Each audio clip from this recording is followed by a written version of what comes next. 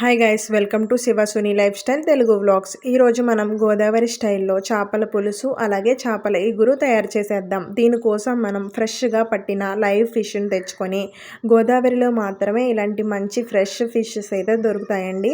వీటిని తెచ్చుకొని నీట్గా కట్ చేసుకొని పులుసుకి ఇగురికి కూడా చేసుకోవచ్చండి. ఈ పులుసుకి అయితే కొంచెం పెద్ద ముక్కలు, ఇగురికి చిన్న ముక్కలు అయితే తీసుకోండి. రెండు సపరేట్ చేసుకొని చిటికెడు పసుపు, తగినంత కారం, తగినంత ఉప్పు యాడ్ చేసుకోండి. తర్వాత కొంచెం ఆయిల్ కూడా వీటిలోనే వేసేసి బాగా మిక్స్ చేయండి. ఇగురులో మాత్రం సాల్ట్ యాడ్ చేసుకోండి. మొత్తం యాడ్ చేసిన తర్వాత అరగంట వరకు పక్కన పెడితే ఈ చేప ముక్కలకి ఉప్పు కారం బాగా పట్టి మనకి చేపల కూర టేస్ట్ అయితే చాలా బాగుంటుంది అండి. అయితే ఫస్ట్ మసాలా ప్రిపేర్ చేద్దాం. దీనికోసం జీలకర్ర, వెల్లుల్లి, అల్లం, దాల్చిన చెక్క, ధనియాలు తీసుకోండి. అల్లం తక్కువ క్వాంటిటీలో తీసుకోండి. చేప ముక్కలు మెత్తగా విరిగిపోకుండా ఉంటాయి. ఈ మసాలాను కూడా ఈ చేప ముక్కలకి కలుపుకొని పక్కన పెట్టుకోండి. తర్వాత మనం ఇగురు కోసం ఫస్ట్ ముక్కలను అయితే ఫ్రై చేసుకోవాలండి. ఇలా మ్యాగ్నేట్ చేసిన తర్వాత ఒక అరగంట తర్వాత పాన్ వేసుకొని ఆయిల్ బాగా మరిగిన తర్వాత ఈ ఫిష్ ముక్కల్ని ఈ ఆయిల్లో వేసి బాగా అటు ఇటు ఫ్రై చేసుకోండి.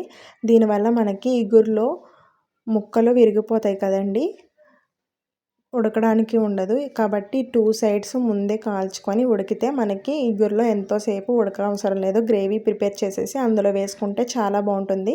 ఫస్ట్ మనం ఆనియన్ పేస్ట్ చేసుకొని పులుసులో అయితే యాడ్ చేద్దాం. ఆనియన్ పేస్ట్, మసాలా ముద్ద కొంచెం, అలాగే చింతపండు రసం, తగినంత చింతపండు తీసుకోండి. పచ్చిమిర్చి చీలికలు చేసి వేసుకోండి. మసాలా మనం ఇందాక వేసుకున్నాం కాబట్టి కొంచెం యాడ్ చేసుకోండి. అంతా వేసిన తర్వాత పులుసు ఉడుకుతూ ఉంటుంది. ఈలోగా మనం ఇగురు చేద్దాం. దీనికోసం ఆనియన్ పేస్ట్, చిల్లీస్, టమాటో వేసుకొని అలాగే మసాలా కూడా వేసేసుకొని బాగా ఫ్రై చేసి ఆయిల్ పైకి తేలేంత వరకు ఫ్రై చేసుకోవాలండి. తర్వాత మనం ఫస్ట్ ఆల్రెడీ ముక్కల్లో కారం యాడ్ చేసాం కాబట్టి ఇప్పుడు కొంచెం కారం అయితే యాడ్ చేసుకోండి గ్రేవీలోకి మాత్రం.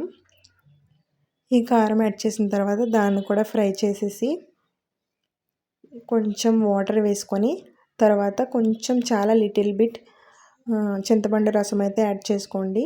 బాగా మిక్స్ చేసి గ్రేవీ మొత్తం మరిగిన తర్వాత మనం ఫ్రై చేసుకున్న చేప ముక్కల్ని మొత్తం చుట్టూరు పాన్ చుట్టూరు సర్దుకోండి. ఇంకా గరిటెతో కలపకండి. చాలా టేస్టీగా అయితే మనకి ఇగురు రెడీ అయిపోతుందండి. ఇలా దగ్గరికి అయిన తర్వాత స్టవ్ ఆఫ్ చేసేయండి. ఈలోగా మన పులుసు కూడా రెడీ అయిపోయిందండి. మీకు నచ్చినట్లయితే మన ఛానల్ని లైక్ చేసి, షేర్ చేసి, సబ్స్క్రైబ్ చేసుకోండి. అలాగే కామెంట్ సెక్షన్లో కామెంట్ అయితే చేయండి. ఈ చేపల పులుసు అయితే చాలా బాగుంటుందండి. మీకు నచ్చినట్లయితే ఖచ్చితంగా ట్రై చేయండి. అస్సలు వదిలిపెట్టరు. Like, share and subscribe. Thank you for watching.